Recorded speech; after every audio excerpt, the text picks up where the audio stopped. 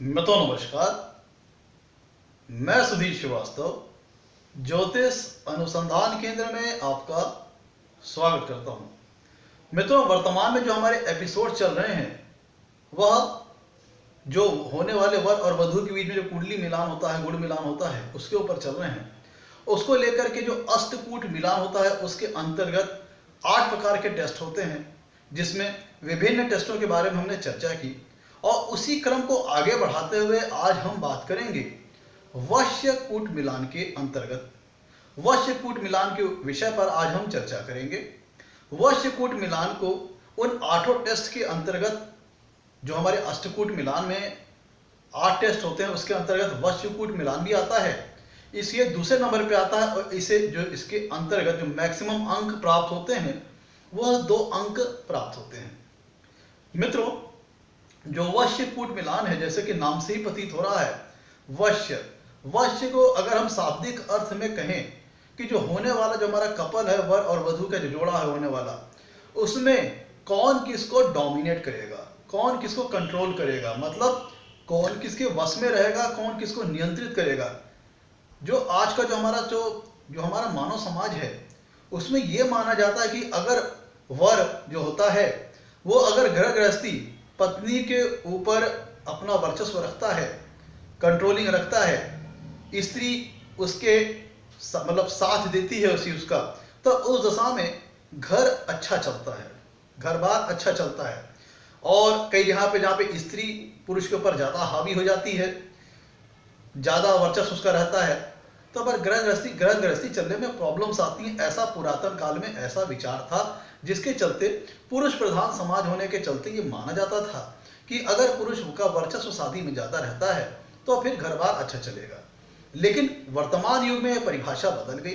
आजकल महिलाएं भी पुरुषों के साथ कंधे से कंधा मिलाकर बराबर से चलने लगी हैं और उनकी घर गृहस्थी में सहभागिता भी बराबर से होने लगी है। जैसे पति का महत्वपूर्ण रोल है घर के बाहर काम करने का, उसी प्रकार से उसी के समकक्ष पत्नी का महत्वपूर्ण रोल है घर को संभालने में। इसलिए दोनों को अब बराबरी का दर्जा प्राप्त होता है। तो अगर हम वर्तमान के युग को ध्यान में रखते हुए वश्य कूट मिलान की वगैरह बात करें तो यहाँ पे यही कहा जाएगा कि पत्नी और पति में आपसी सामंजस्य, आपसी तालमेल, एक दूसरे के प्रति कितना कंप्रोमाइजिंग नेचर होगा, एक दूसरे को लेकर कितने सहज होंगे, एक दूसरे को कितना लेकर के, यहाँ पे वश को यहाँ पे अगर दूसरे अर्थों में कहें तो एक दूसरे के प्रति कितना अपनत्व होगा कि दूसरे की गलती कोई पहला दरकिनार कर दे, पहले की गलती कोई अगला कंप्रोमाइज कर जाए, दोनों में एक कंप्रोमाइजिंग म्यूचुअल अंडरस्टैंडिंग नेचर हो। ये पता चलता है वश्य कूट मिलान से।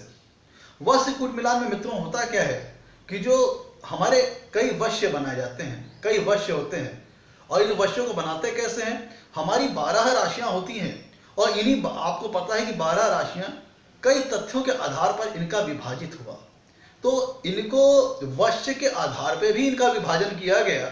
और जो हमारे वश्य होते हैं वो कौन कौन से होते हैं। जो हमारे वश्य होते हैं उसका नाम सुनिए।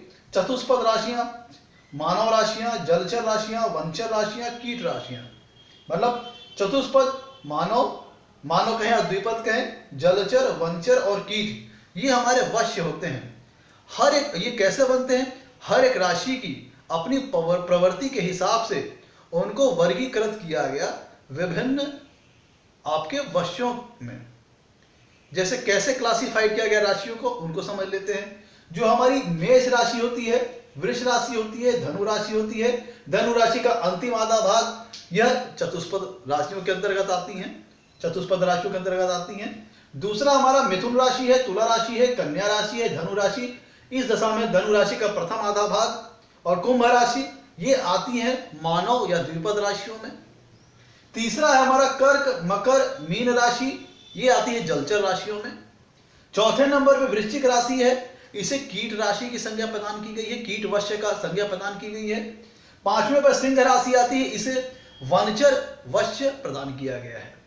और हर राशियों के अपनी प्रवृत्ति के हिसाब से उन्हें वश्य आवंटित किया गया है, प्रदान किया गया है। तो वश्य कूट मिलान का जो प्रोसेस है, जो तरीका है, उसमें होता क्या है, हमें यह देखना रहता है कौन सा पक्ष नियंत्रक की भूमिका में है। जो गृहस्थी होने वाली गृहस्थी वर और वधू की दोनों में जो सामंजस्य है उसमें नियंत्रक कौन होगा और नियंत्रण में कौन रहेगा, नियंत्रक कौन होगा और नियंत्रण में कौन रहेगा, ये पता चलता है वश्य कूट मिलान से। अब वश्य कूट मिलान में हमें ये पता चलेगा नियंत्रक कौन है और नियंत्रण में कौन रहेगा। तो इसके तहत प्रोसेस मित्रों ये है कि हमें सबसे पहले वर पक्ष की ये देखना है चंद्रमा जिस राशि में होगा। अब आपको राशि पता चल जाएगी, अब आपको ये देखना होगा वो राशि किस समूह में आती है, किस वश्य के समूह में आती है, उसको नोट कर लीजिए। क्या है पहला स्टेप, ध्यान दीजिएगा।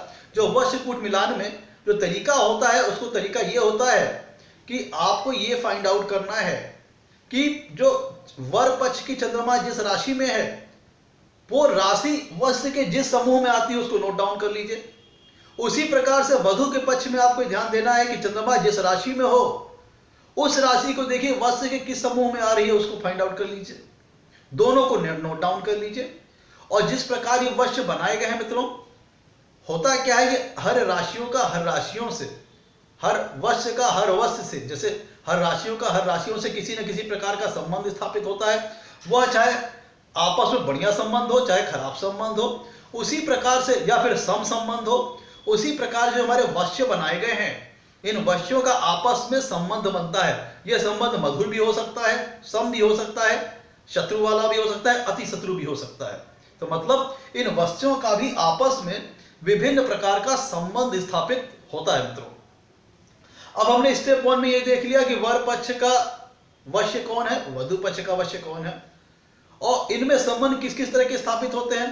पहला होता है मधुर संबंध, मतलब कह लीजिए कि सबसे आदमी सहज कब होगा, सबसे कंफर्टेबल कब होगा। सबसे कंफर्टेबल तब होगा कि जब होने वाले वर पक्ष का वश्य और होने वाले वधु पक्ष का वश्य एक हो। तो जब होने वाले वर का पक्ष का और होने वाले वधु पक्ष का वश्य अगर एक होता है तो उस दशा में जो हमें वश्य कूट मिलान के अंतर्गत जो मैक्सिमम अंक है वो 2 अंक पूरे पूरे प्राप्त होते हैं। अब चलिए मान लीजिए कि दूसरे लेवल पे बात करें कि अब जो मान लीजिए कि एक वश्य नहीं है, वर पक्ष का वधु पक्ष का एक वश्य नहीं है, लेकिन कुछ ऐसा है कि कंप्रोमाइज किया जा सकता है, दोनों में एक न्यूट्रल नेचर है, एक सम नेचर है, तो इसको कम शुभ माना गया है। तो उस दशा में दोनों वश्यों में जब सम संबंध हो, एक न्यूट्रल टाइप का संबंध हो, ना फिर मित्रता का ना बहुत दुश्मनी का, मतलब कह लीजिए कि कंप्रोमाइजिंग, तो उस दशा में 1 अंक प्राप्त होता है। और फिर तीसरे कंडीशन की बात करें जिसमें एक साइड से तो चलिए ठीक है वो न्यूट्रल है, ना दोस्ती ना दुश्मनी, पर एक साइड से शत्रुता का व्यवहार है, एक साइड से शत्रुता का व्यवहार है, मतलब एक वश्य दूसरे के प्रति सम भाव रखे, न्यूट्रल का भाव रखे, और दूसरा वश्य उसे शत्रुता का भाव रखे, तब उस दशा में सिर्फ आधा अंक प्राप्त होता है।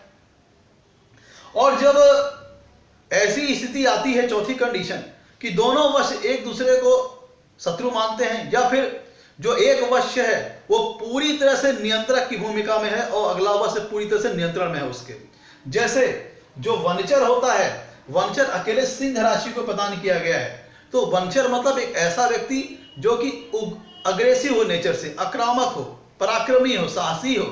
तो जो ऐसा व्यक्ति होगा वह उसकी अन्य वश्यों से जल्दी बन नहीं पाएगी, अन्य वश्यों के साथ उसका निभ नहीं पाएगा जल्दी। तो वनचर का अमूनन वनचर से ही ज्यादा अच्छा निभेगा, क्योंकि वनचर के साथ सहज होगा। क्योंकि अन्य कोई वश्य अगर हम देखें, जैसे कि मानव देखें, द्विपद देखें, चतुष्पद देखें या कीट देखें, सब के सब वनचर सिंह के भोजन होते हैं। इसीलिए सारे के सारे वश्य वनचर के साथ अपने आप को असहज महसूस करेंगे, ज्यादा कंफर्टेबल नहीं होंगे। तो वनचर के ही साथ ज्यादा कंफर्टेबल होगा। तो मित्रों ये था किस प्रकार का संबंध स्थापित होता है। अब इन वश्यों के आपस में संबंध के आधार पर हमने एक वश्य गुण बोधक चक्र सारणी आपके सामने प्रस्तुत की है, जिससे आपको ये एहसास हो जाएगा, जिससे आपको ये पता चलेगा कि इन वश्यों में आपस में किस प्रकार का संबंध बनता है और संबंध के हिसाब से कितना अंक प्राप्त होता है। मित्रों ऊपर इस सारणी में देखिएगा, वर पक्ष के जो वश्य हैं उसको मैंने बाएं से दाएं लिखा हुआ है, वधु पक्ष का जो वश्य है उसको ऊपर से नीचे लिखा हुआ है। अब इस एग्जांपल में समझिए कि मान लीजिए कि कन्या चतुष्पद राशि की है, वर भी चतुष्पद राशि का है। तो जैसा कि मैंने आपको बताया कि अगर दोनों का वश्य एक ही है तो सबसे उत्तम, उस दशा में पूरे पूरे अंक प्राप्त होंगे। यहां पे देखिए पूरे मैक्सिमम 2 अंक प्राप्त हुए।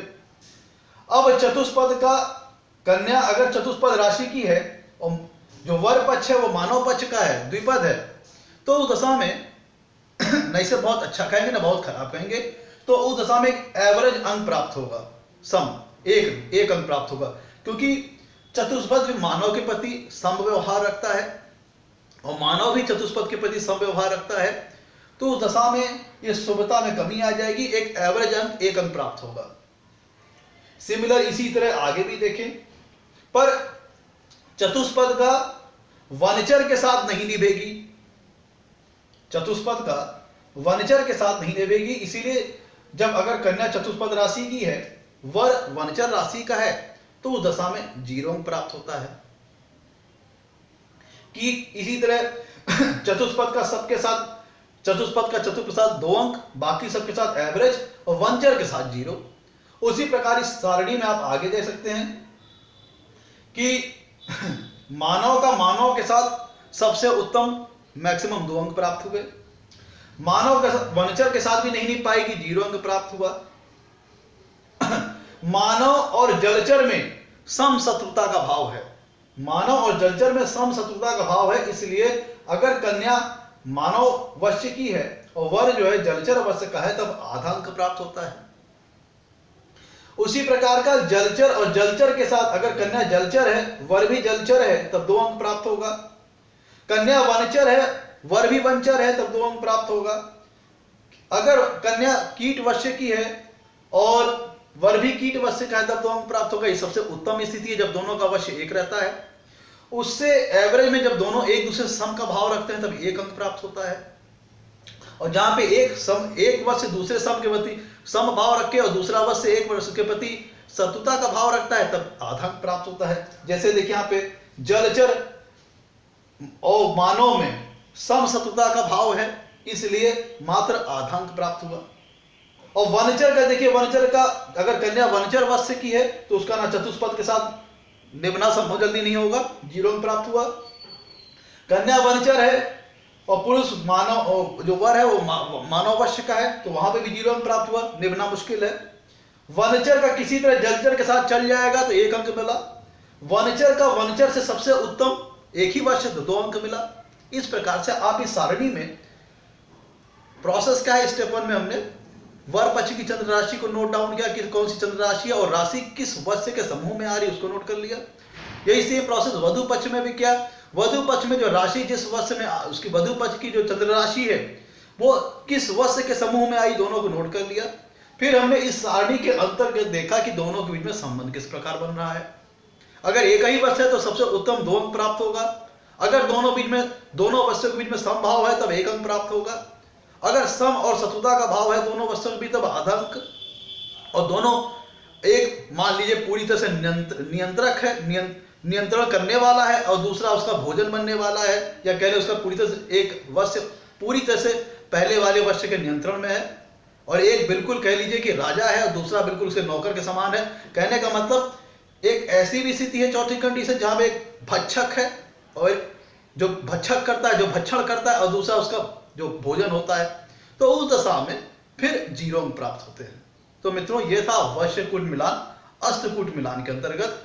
आपसे कहना मेरे वीडियो को लाइक करें, मेरे चैनल को सब्सक्राइब करें, ताकि अब मेरे आने वाले एपिसोड और वीडियोस की आपको जानकारी मिल पाए। आपके लाइक्स और सब्सक्रिप्शन हमें प्रेरित करते हैं, उत्साहित करते हैं, मोटिवेशन प्रदान करते हैं, ताकि हम आगे चल करके और अच्छे वीडियो बना सकें, आपके सामने प्रस्तुत कर सकें। आज के लिए इतना ही मित्रों, धन्यवाद।